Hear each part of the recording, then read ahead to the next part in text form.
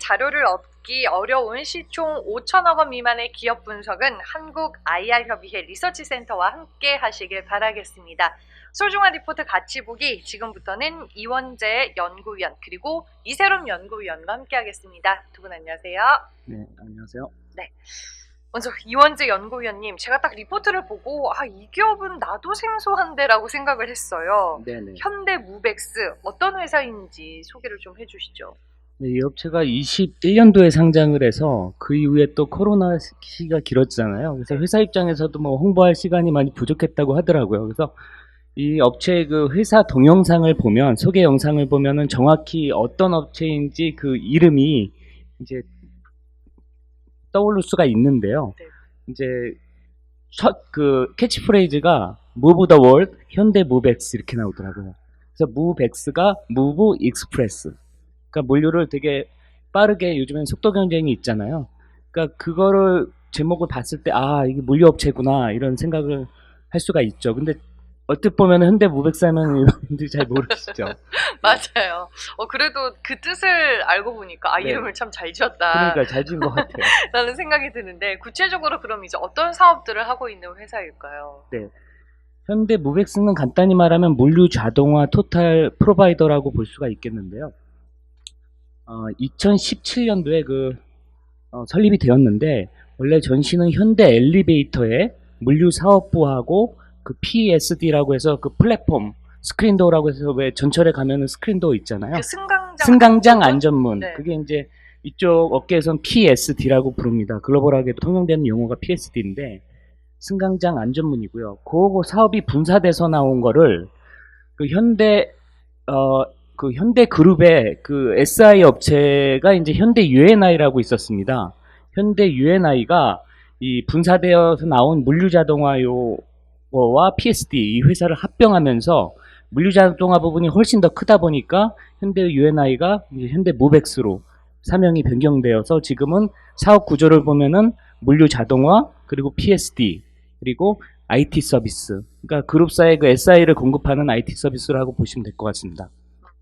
그래서 사업 비중을 보면 물류 자동화 부분이 65%, 그리고 PSD가 12%, 그리고 IT 서비스가 22%를 차지하고 있습니다. 그래서 대주주는 현대 엘리베이터고요. 그 현정은 회장 포함해서 그 장녀인 정지 전무도 지분을 가지고 있고요.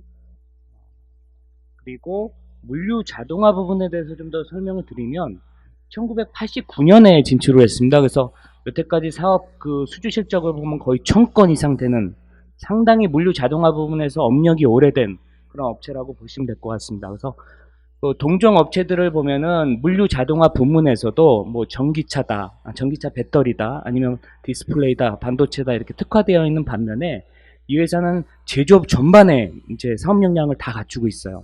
예를 들면 냉동 창고라든가 그 유통 택배, 뭐 석유화학, 바이오, 뭐 식품 이런 쪽으로 전체적으로 제조업 기반의 그런 산업의 프로세스를 다 이제 시스템 엔지니어링 할 수 있는 역량을 가지고 있었고, 그리고 그것뿐만이 아니라 자체적으로 그 공장에 필요한 기계를 제작을 합니다. 제작을 하고 또 마지막으로는 그 직영 인력들을 동원해서 유지 보수까지 하는, 그러니까 그 말 그대로 토탈 물류 자동화 프로바이더다 이렇게 회사 측에서는 홍보를 하고 있는 그런 상황입니다.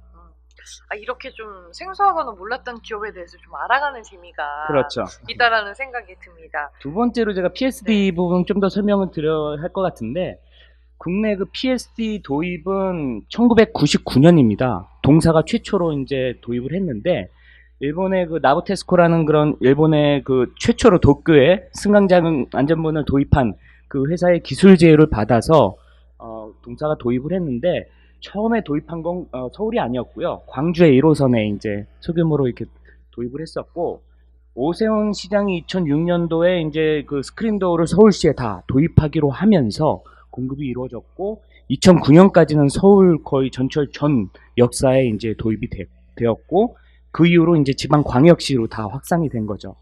그리고 나서 2015년도에 아예 국회에서 이 도시철도법을 개정하면서 도시철도의 모든 역사에 PSD를 도입하라는 게 법제화되었습니다.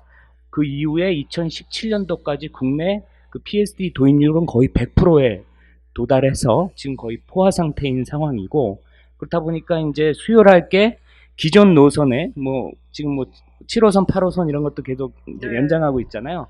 기존 노선에다가 새로 지방에 생기는 그런 신규 노선들, 여의도도 뭐 신안산선 이런 것도 있고, 뭐 부산에 가면 동해 남부선 이런 것도 있고요. 서해, 뭐 부천에서 충청도까지 연결하는 그런 노선들, 서해선 이런 것들이 이제 생겨나면서 신규 수요가 조금씩 발생하고 있고, 또 국내 그 PSD 도입 역사가 한 20년 정도 이렇게 돼가다 보니까 이제 노후화가 되잖아요. 네.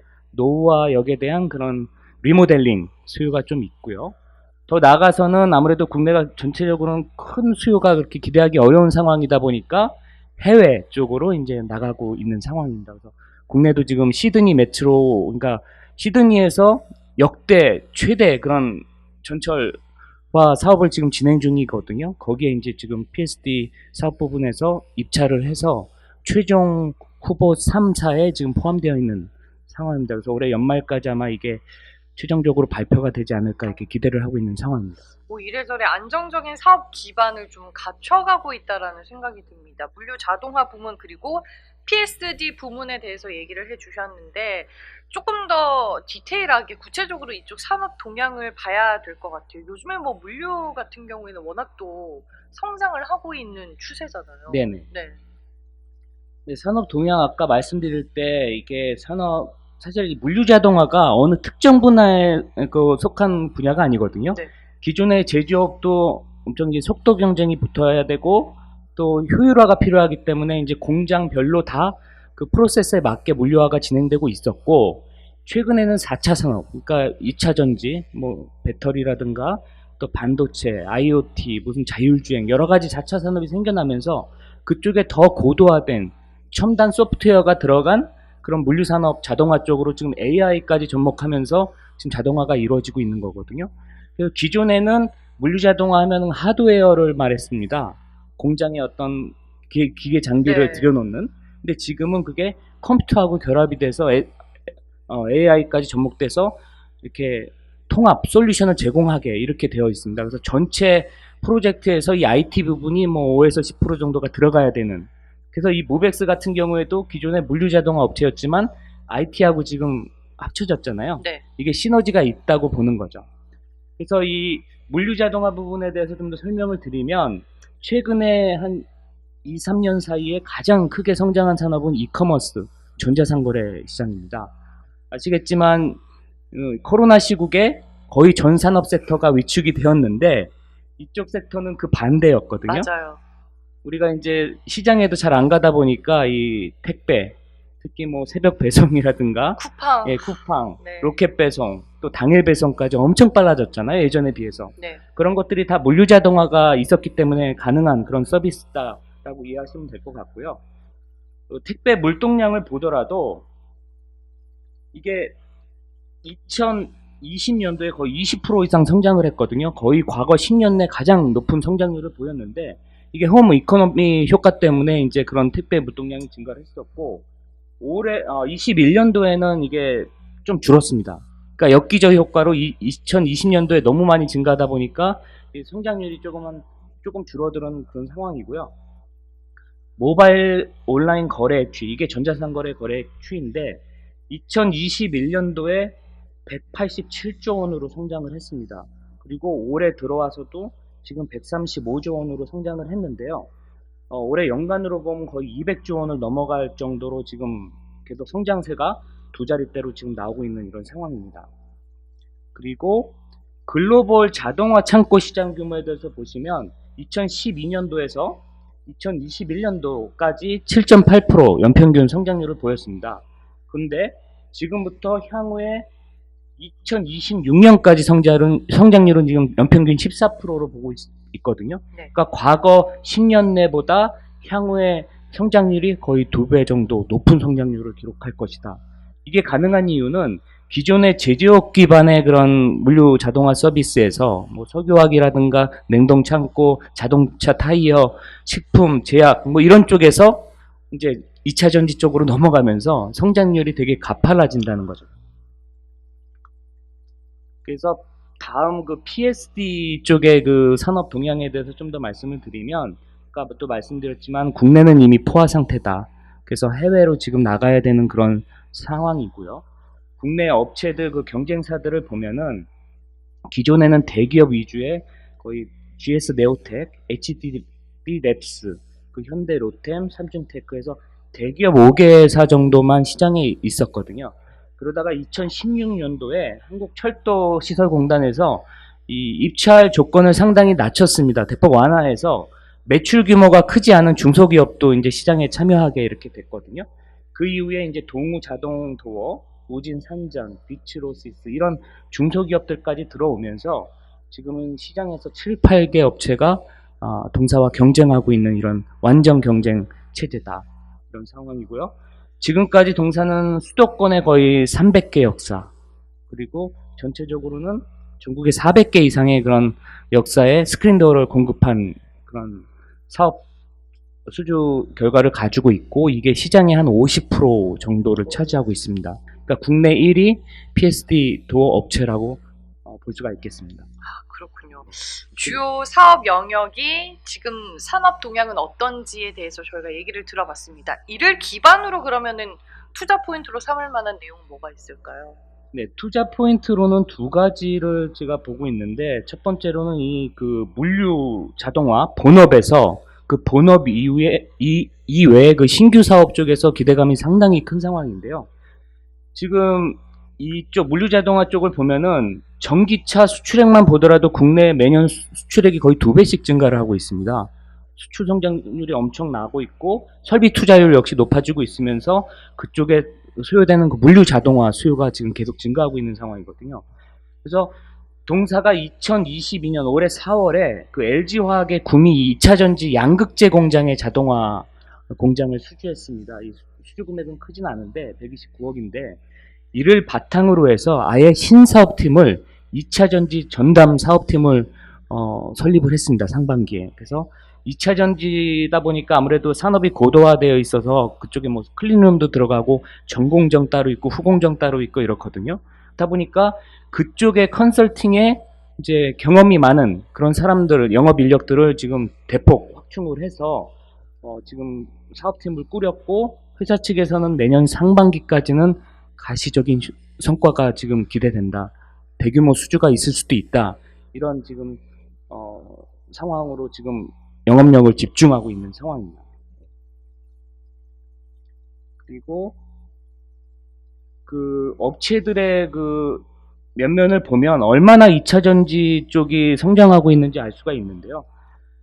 국내 이 코스닥 기업 중에 코인테크라고 있습니다. 네. 이 업체는 제가 아까도 말씀드렸지만 동사가 전 산업 부문에 이제 특화되어 있다고 하면은 이 업체는 2차 전지에 주로 특화된 업체입니다.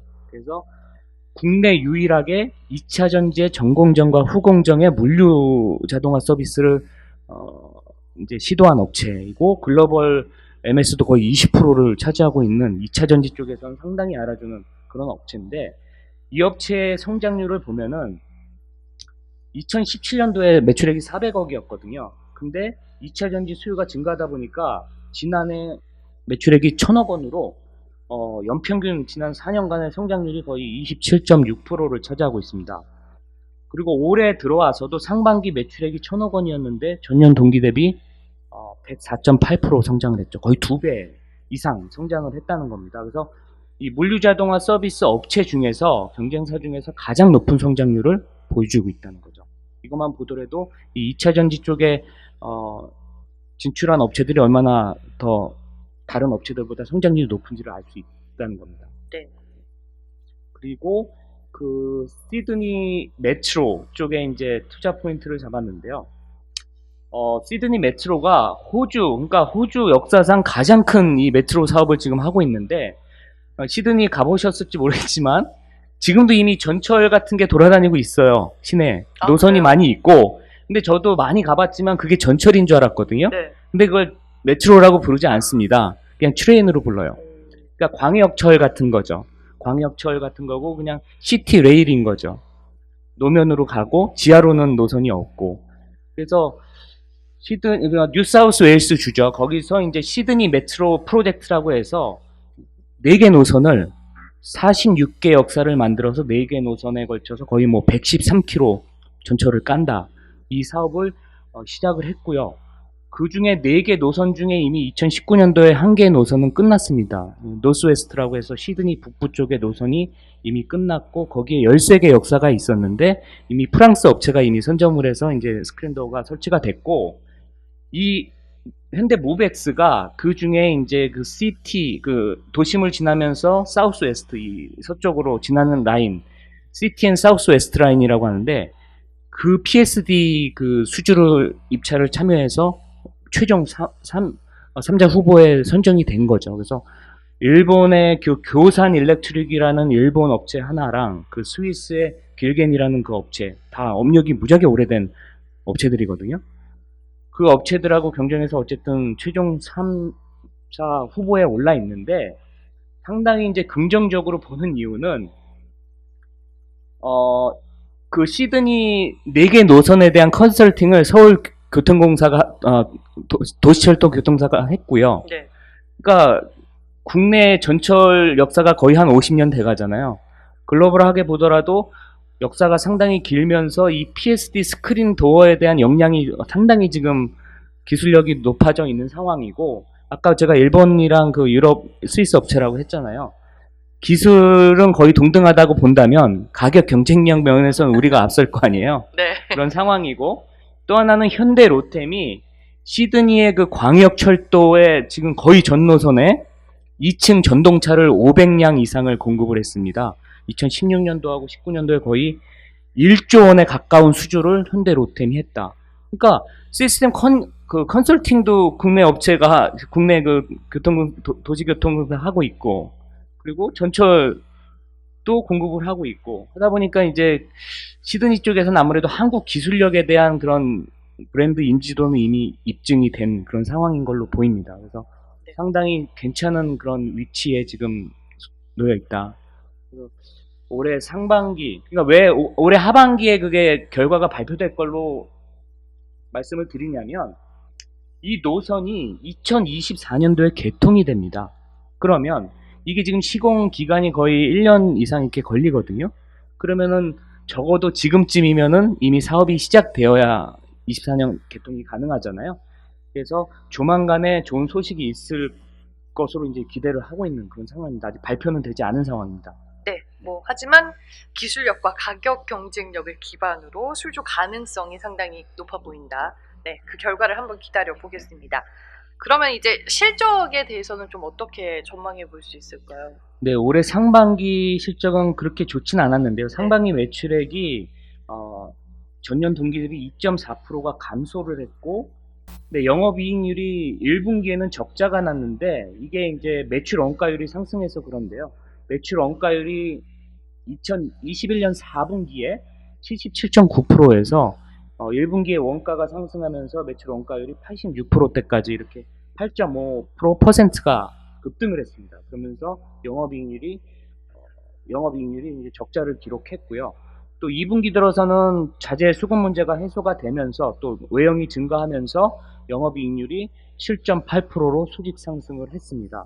그래서 동사 매출이나 영업이익 이 추이를 보면은 그 상저하고 패턴이 명확하거든요. 왜 그러냐면 1, 2월은 아무래도 춥다 보니까 건설공사 일수가 줄어들 거잖아요. 그렇죠. 그러니까 비수기고, 또 이 전반적으로 하반기에 집중되는 이유는 매출이 하반기로 갈수록 이제 연간 집행해야 될 그 규모가 정해져 있잖아요. 하다 보니까 상반기보다는 하반기가 좋고 3분기 보다는 또 4분기에 집중이 되고, 그래서 4분기에 거의 이익의 60-70%가 집중되기도 하는 그런 패턴이 계속 반복되고 있는 이런 상황입니다. 그래서 하반기를 더 좋게 보고 있고, 지금 보시면 수주 총액을 보시면 계속 증가를 하고 있습니다.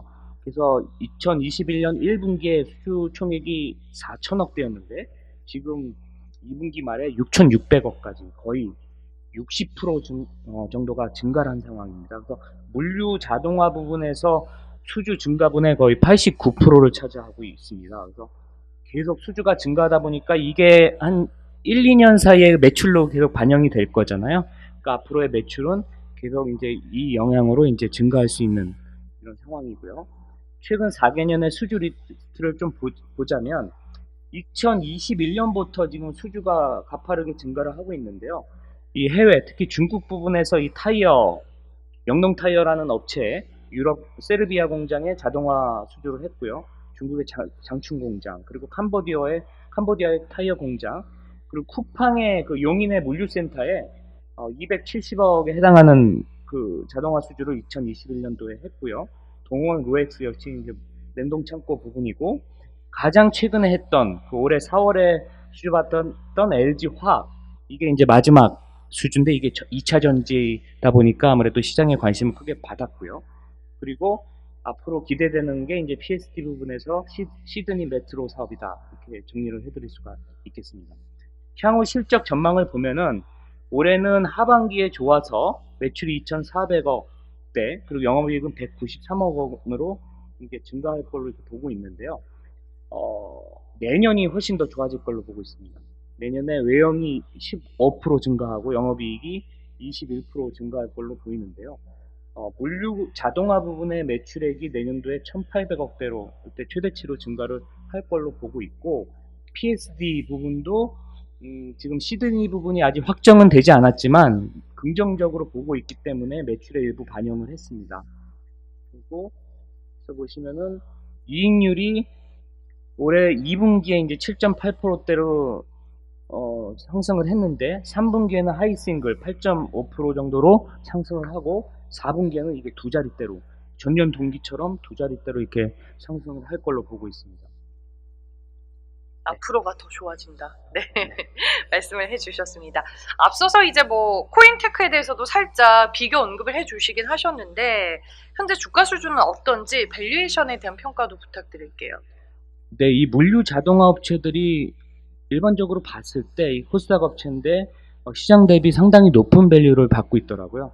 동사도 올해 실적 대비로 보면은 PR이 23배, 지금 코스닥이 뭐 평균 15배 언저리 되거든요. 상당히 높은 밸류에이션을 받고 있고, PBR로는 2.3배를 받고 있습니다. 그래서 동사가 2019년부터 이제 사업에 지금 같은 그 상계 사업구들을 갖춘 거거든요. 2018년도에 현대 UNI하고 이제 물류사업부 PSD가 합병을 했기 때문에 2019년부터 이제 지금과 같은 사업 구조가 이제 3년, 4년 이렇게 이어지고 있는 상황인데요.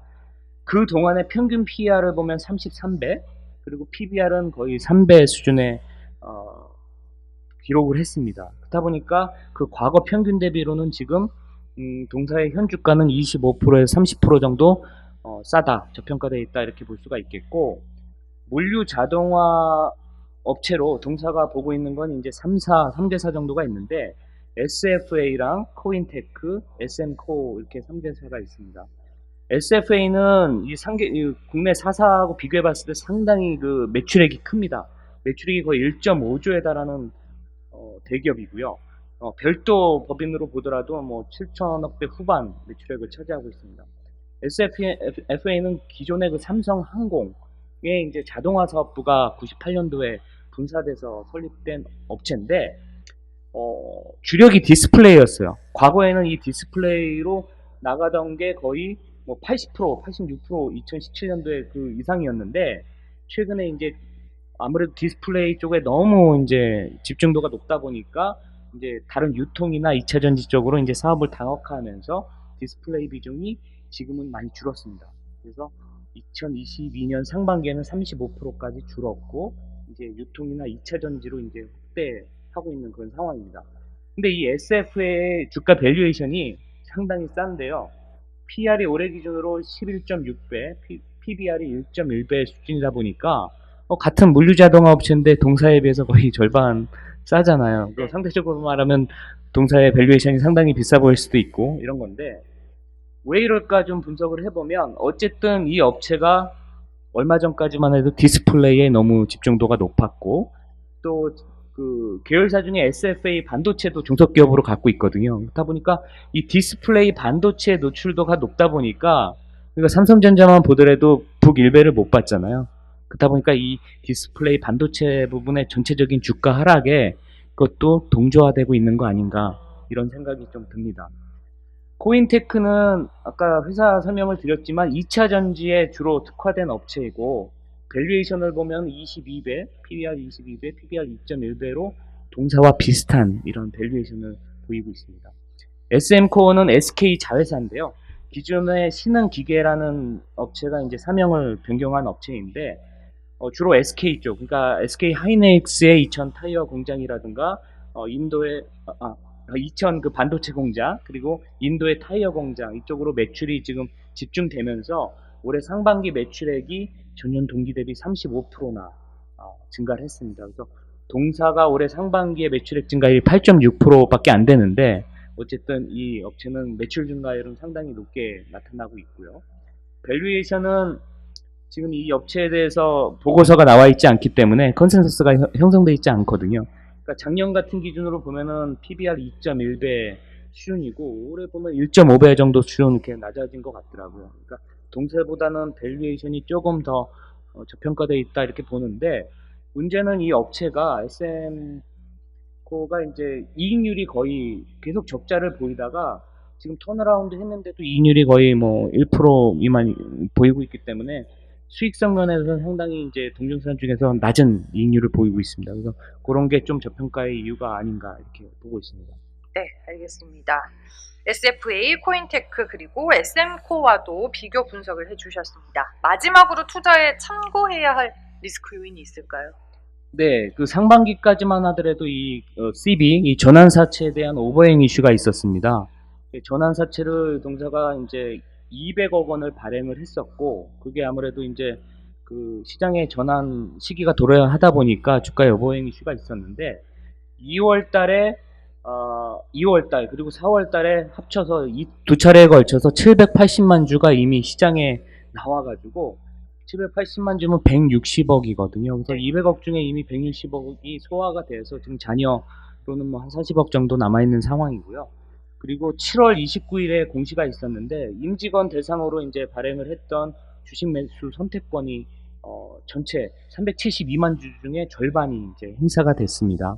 그리고 이 주식 매수 선택권은 사실상 그 직원들이 보유 목적과 보유 시기가 다르거든요. 그게 한 번에 몰려서 나오는 것도 아니기 때문에 그 부분에서는 오버행 이슈로 보고 있지 않고요. 그래서 전체적으로는 이 CB 쪽에서는 주가의 그 리스크 요인이 거의 해소가 됐다 이렇게 볼 수가 있겠고요. 다만 지금 특수관계인이 현대 엘리베이터 그리고 그 특수관계인 펌에서 한 60% 이상 들고 있고 또 과거의 현대해상이었던 HMM이 지금 12.8%를 들고 있는데 우호지본이다 보니까 어쨌든 이 70% 이상이 묶여 있는 거죠. 그러네요. 그러다 보니까 시총이 3천억인데 70%가 묶여 있으니까 거의 유동성이 뭐 1,000억 원 미만? 그러니까 회사 측에서도 이제 홍보를 하고 싶은데 기관이 들어오기엔 유동성이 너무 작고 개인들이 많이 이제 거래 중이기 때문에 저희 쪽의 리포트에 대해 상당히 우호적으로 지금 보고 계신 상황입니다. 그렇군요. 그런 부분은 이제 네. 유동성 부분은 리스크 요인이다 이렇게 요약을 해드릴 수 있을 것 같습니다. 네, 알겠습니다. 현대 무벡스라는 기업에 대해서 좀 우리가 자세히 알아볼 수 있는 시간이었던 것 같습니다. 지금까지 이원재 연구위원과 함께했습니다. 고맙습니다. 감사합니다. 이번에는 이세롬 연구위원과 함께하겠습니다. 안녕하세요. 안녕하세요. 네, 오늘 기업은 자이S&D 네. 건설 쪽이네요. 네, 맞습니다. 어떤 기업일까요? 일단은 뭐 부동산 서비스 관리 쪽에서 시작을 해서 지금 종합 건설 회사로 변모하고 있는 그런 단계에 있는 회사다라고 봐주시면 좋을 것 같고요. 그래서 건설업에서 중소형 주다라고 보시면 될 것 같습니다. 리포트를 보니까 원래 좀 빨간색 배경의 리포트가 많은데 네. 파란색이더라고요. 코스피에 상장이 되어 네, 있는 맞아요. 기업이죠. 네. 네.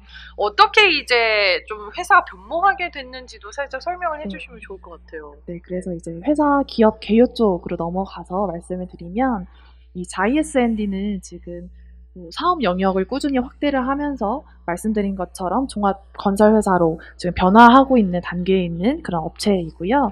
2000년도 GS그룹에서 홈 네트워크 시스템 그리고 부동산 관리 사업을 중심으로 설립이 되었습니다. 이후에 2016년도에 GS건설의 100% 출자 회사인 자이서비스, 시공이랑 빌트인 가전을 전문으로 하는 회사를 흡수합병했고요. 2018년도에는 주택 개발 사업을 개시를 하면서 지금의 사명인 자이S&D로 사명을 이제 변경을 했습니다. 이어서 2021년도 12월 달에는 LG그룹을 캡티브 고객사로 갖고 있는 자이 C&A 인수 계약을 체결했고요. 올해 3월부터 이 자이 S&D의 연결 자회사로, 연결 실적으로 반영이 되고 있습니다. 그래서 이 회사는 요약해서 이제 말씀을 드리면 중소형 건설주인데 자이 브랜드에 기반을 하고 있는 그런 중소형주다라고 봐주시면 좋을 것 같아요. 그런데 지금 부동산 시장이 네. 좀 위축이 되고 뭐 둔화가 되고 좀 정체가 되는 구간이다. 뭐 이런 기사들이 참 많이 나오고 있어서 이쪽의 동향을 어떻게 우리가 봐야 될까요? 아무래도 금리가 너무 빠르게 오르고 있고 LTV에 대한 제한이 계속 되고 있기 때문에 사실 분양시장 위축이 조금 심각하게 되고 있고요. 올해 8월 달에 지금 전국 주택 매매 거래량을 보시면 전월 대비해서는 마이너스 10%, 그리고 전년 동월 대비해서는 마이너스 60%를 지금 기록을 했습니다. 그리고 미분양 주택의 경우에도 뭐 전년도 연말 수준에 비해서 올해 8월 지금 32,000가구로 지금 급증을 한 상태입니다. 그래서 뭐 분양시장이 위축이 되다 보니 국내 대형 건설사들의 실적이랑 밸류에이션도 꾸준히 하향 조정이 지금 불가피한 상황이다라고 봐주시면 될 것 같습니다. 국내 부동산 시장을 조금 그래서 회복을 하기 위해서 정부에서는 윤석열 정부는 8월 달에 국민 주거 안전 실현 방안을 발표했고요. 9월에 국토교통부는 수도권이나 세종시를 제외한 지방 권역의 부동산 규제 지역을 조금 해제한다라고 발표를 한 바 있습니다. 일단은 매크로 환경이 너무 안 좋은 상황이 지속이 되고 있기 때문에 사실 정부에서 이런 방안을 발표를 한다고 하더라도 단기간에 전반적인 국내 분양시장이 분위기를 회복할 것이다라고 저희가 예단하기는 어려운 상황인데요. 그래도 저희가 조금 자이S&D랑 연결 지어서 좋게 볼 수 있는 지금 현황은 이 정부에서 지금 발표한 방안 중에 하나가 이 재건축이랑 재개발 규제를 완화한다라는 부분이고요. 특히나 이 소규모 재건축 부분에서 기존에 있었던 절차를 간소화하고 기존에는 단일 공동주택 단지에서만 추진할 수 있었던 소규모 재건축을 이제는 복수 단지까지 허용을 한다라는 파트입니다. 이 자이S&D는 500세대 미만의 소규모 주택 건설 사업에 특화가 되어 있기 때문에 이 회사에는 좀 정부 정책적으로 대형 건설사 대비 수혜를 받을 수 있는 부분이 좀 있다라고 저희가 기대할 수 있는 지금 환경이 조성되고 있는 것 같습니다. 네. 그 외에도 본 가치가 좀 부각될 수 있을 만한 투자 포인트는 뭐가 있을까요? 네, 제가 그 기업 개요에서 말씀드린 것처럼 자이 C&A라는 회사를 올해 그 3월부터 이제 100% 인수를 해서 연결로 지금 자이S&D가 실적을 잡고 있다라고 말씀을 드렸는데요. 우선 자이 C&A 인수로 LG그룹 캐펙스 사이클이 도래를 하면서 수혜가 좀 장기화될 수 있다라는 스토리를 그려볼 수 있을 것 같습니다. 자이 C&A라는 회사에 대해서 간략하게 말씀을 드리면 LG그룹을 캡티브 고객사로 확보를 하고 있고요. 그리고 이런 클린룸이나 생산 시설을 시공하는 거에 특화가 된 업체입니다. LG그룹 계열사에서도 전자, 디스플레이, 화학, 에너지 솔루션 등을 핵심 고객사로 확보를 하고 있습니다. 이런 IT 회사들은 일반적으로 생산 계획이 미리 결정이 다 되어 있기 때문에 설계와 시공이 동시에 진행이 되는 패스트 트랙이라는 공사 비중이 굉장히 높은 편이고요. 이 자이 C&A는 LG그룹의 수주를 받고 있기 때문에 건설 수주를 받고 있기 때문에 신규 수주분이 당해년도의 매출로 인식되는 비중이 굉장히 높다라고 보면 좋을 것 같아요. 그래서 이게 투자 포인트가 될 수 있는 이유는 사실 LG그룹이 2018년도 이후에는 그 의미 있는 캐펙스를 사실 집행을 하지는 않았었거든요. 그런데 최근에 마이크로 LED 그리고 OLED 2차 전지 등을 중심으로 지금 5년간 약 106조 원을 투자할 것이라고 대대적으로 발표를 했습니다. 저희가 여기서 보수적으로 건설 금액 비중 10% 정도만 잡는다고 하더라도 자이-CNA는 향후 5년 동안 약 10조 원의 신규 수주를 확보를 할 수 있고요. 그렇게 되면 매년 2조 원의 신규 수주가 더해지는 격이 되기 때문에 이 자이-CNA를 올해부터 지금 연결로 인식을 하고 있는 자이-S&D의 실적과 밸류에이션이 동반해서 올라갈 수 있는 구간에 있다라고 보시면 좋을 것 같습니다. 그래서 자이-CNA는 올해는 한 1조 원 정도 전년도 수주 잔고 매출 인식이 가능하고요. 올해 신규 수주액의 40% 수준을 매출 인식이 가능합니다. 그래서 1.5천억 원 정도의 매출을 기록을 할 수 있을 것이라고 보고 있고 2023년 같은 경우에는 자이-S&D의 연간 온기로 실적이 반영이 되고요. 두 번째로는 자이-CNA의 하반기 신규 수주가 상반기 규모를 크게 상회하고 있기 때문에 내년도 그림이 좋다라는 거고 또 캡티브 고객사인 LG그룹이죠. 안정적인 그 중장기 수주 확대가 예상되고 있는 만큼 추가적으로 실적에 대한 업사이드를 저희가 자회사를 통한 실적에 대한 업사이드를 계속 기대할 수 있는 흐름이 이어지고 있습니다. 네. 이어서 두 번째로는 제가 앞서 산업 부분에서 말씀드린 것처럼 그 소규모 주택정비 사업 활성화에 따른 정부 정책에 따른 수주를 좀 이 자이-S&D가 받을 수 있다라고 말씀을 드렸어요. 그래서 일단 국토교통부 같은 경우에는 국내에 약 전국 11곳의 후보지를 선정을 했고요. 여기서 1만 2천 호의 주택 공급이 가능한 후보지를 확보하고 이 지역에서는 기존 대비 완화된 사업 요건과 또 건축 규제를 완화된 규제를 적용하게 된다라고 발표를 했습니다. 자이-S&D는 사실 자이 브랜드력을 독보적으로 갖고 있고요.